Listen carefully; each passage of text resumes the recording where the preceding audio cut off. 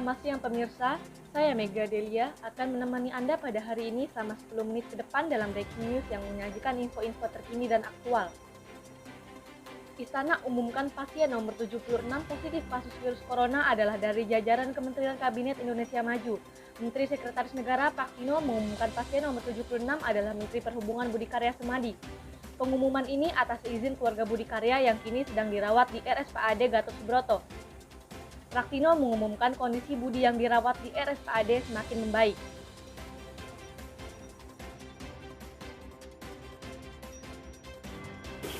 Jadi sekali lagi ini keterlibatan beliau, kerja keras beliau luar biasa untuk menjadi bagian dari penanganan dampak ini. Jadi semoga tadi saya sudah mendapatkan laporan dari RSPAD dan laporan dari Pak Menkes bahwa kondisi kesehatan Pak Menhub semakin baik. Jadi ini alhamdulillah, jadi doa kita bersama dan tentu saja rumah sakit bekerja keras agar beliau semakin sehat. Demikian halnya juga bagi pasien-pasien yang lain juga semakin sehat. Ya pemirsa, kita berlanjut ke berita berikutnya. Presiden Joko Widodo memberikan pernyataan usai disuntik vaksin COVID-19 Sinovac di Istana Merdeka. Dia mengatakan bahwa vaksinasi perdana kali ini akan dilanjutkan dengan proses vaksinasi di seluruh provinsi dan kabupaten kota di Indonesia.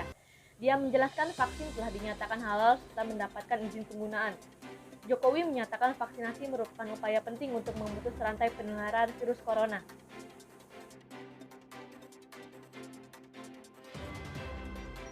Setelah kita melakukan vaksinasi perdana ini, nanti akan terus dilanjutkan vaksinasi di seluruh provinsi, kabupaten, dan kota di seluruh tanah air. Vaksinasi perdana ini dilakukan setelah kita mendapatkan izin penggunaan darurat, emergency use, authorization dari BPOM, dan juga telah keluarnya fatwa halal dari Majelis Ulama Indonesia. Kami mengucapkan terima kasih yang sebesar-besarnya.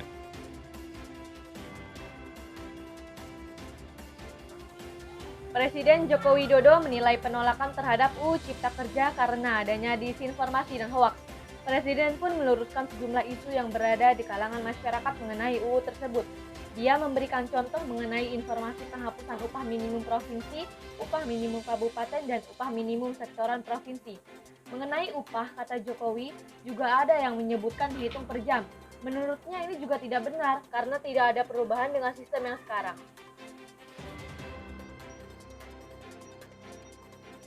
Mengenai substansi dari undang-undang ini dan hoax di media sosial. Saya ambil contoh, ada informasi yang menyebut tentang penghapusan UMP, upah minimum provinsi, UMK, upah minimum kota kabupaten, UMSP, upah minimum sektoral provinsi. Hal ini tidak benar, karena faktanya upah minimum regional, UMR, tetap ada. Ada juga yang menyebutkan bahwa upah minimum dihitung per jam. Ini juga tidak benar. Tidak ada perubahan dengan sistem yang sekarang.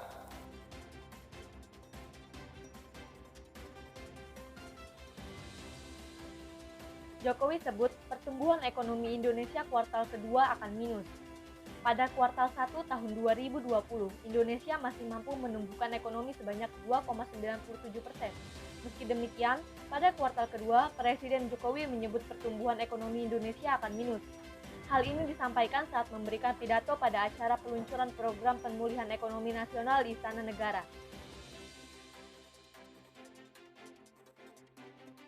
%97 plus, tapi di kuartal kedua kita sudah akan jatuh minus.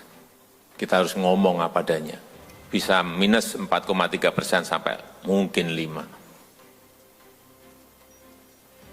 Apa yang harus kita lakukan? Oleh sebab itu tadi Pak Menteri Koperasi UKM menyampaikan,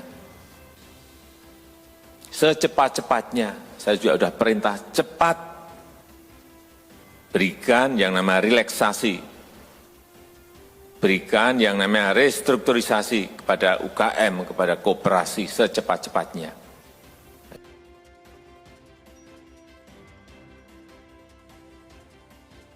Presiden Joko Widodo mengutuk keras kejadian bom bunuh diri di depan Gereja Katedral Makassar, Sulawesi Selatan. Jokowi telah meminta Kapolri untuk mengusut tuntas jaringan pelaku sampai ke akar-akarnya. Jokowi menegaskan bahwa terorisme adalah kejahatan terhadap kemanusiaan dan tidak ada kaitannya dengan agama apapun. Jokowi meminta masyarakat tetap tenang dalam beribadah karena negara telah menjamin keamanan umat beragama.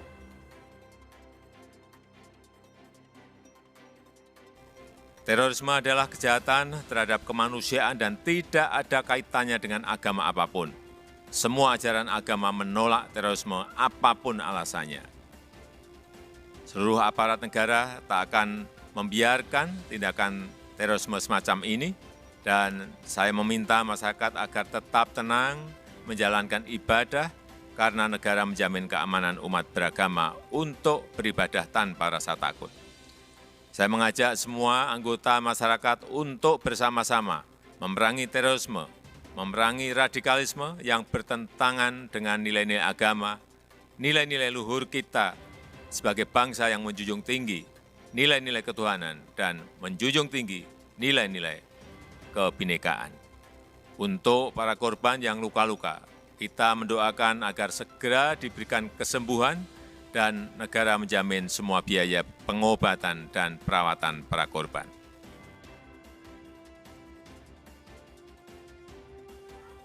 Dr. Raisa Broto Asmoro masuk menjadi tim komunikasi gugus tugas percepatan penanggulangan COVID-19. Di hari pertamanya, ia mencuri perhatian karena mengumumkan dan memberikan informasi terkini soal kasus corona di tanah air bersama jubir pemerintahan untuk penanggulangan corona, Ahmad Yuryanto.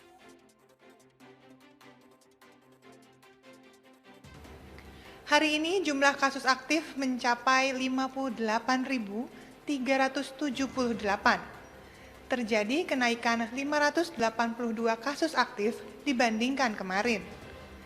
Bapak, Ibu, Saudara-saudari sekalian, sementara 3 wilayah, yaitu DKI Jakarta, Jawa Timur, dan Jawa Tengah, mencatat kesembuhan tertinggi. Bapak, Ibu, Saudara-saudari, angka kasus aktif dan terkonfirmasi sebenarnya merupakan salah satu hasil dari meningkatnya upaya pelacakan atau tracing dan pemeriksaan atau testing, seiring dengan upaya pemerintah yang terus meningkatkan kemampuan 3T, testing, tracing, treatment. Berdasarkan data dari Kementerian Kesehatan, telah diperiksa 20.000 hingga 40.000 lebih orang per harinya di seluruh Indonesia. Pemeriksaan dilakukan di 343 laboratorium di seluruh Indonesia.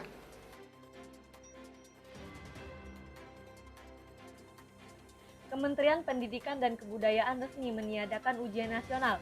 Alasannya pemerintah lebih mengutamakan keamanan dan kesehatan dari siswa serta keluarga siswa tersebut. Hal ini disampaikan oleh Menteri Pendidikan dan Kebudayaan, Nadiem Makarim, dalam keterangan pers virtual.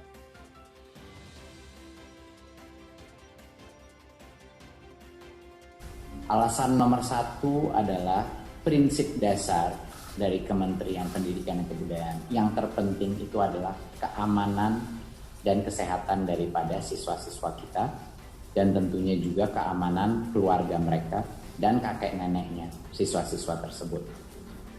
Kalaupun kita melaksanakan ujian nasional di dalam tempat-tempat pengujian yang harus dikumpulkan, itu bisa menimbulkan resiko kesehatan yang sangat besar, bukan hanya untuk siswa-siswanya, tapi untuk keluarga dan kakek nenek daripada siswa-siswa tersebut. Karena jumlahnya begitu besar, 8 juta siswa yang tadinya akan dites oleh UN. Jadinya kita mengikuti prinsip nomor 1, tidak ada yang lebih penting lagi daripada keamanan dan kesehatan siswa dan keluarganya. Jadi karena itu, UN itu dibatalkan.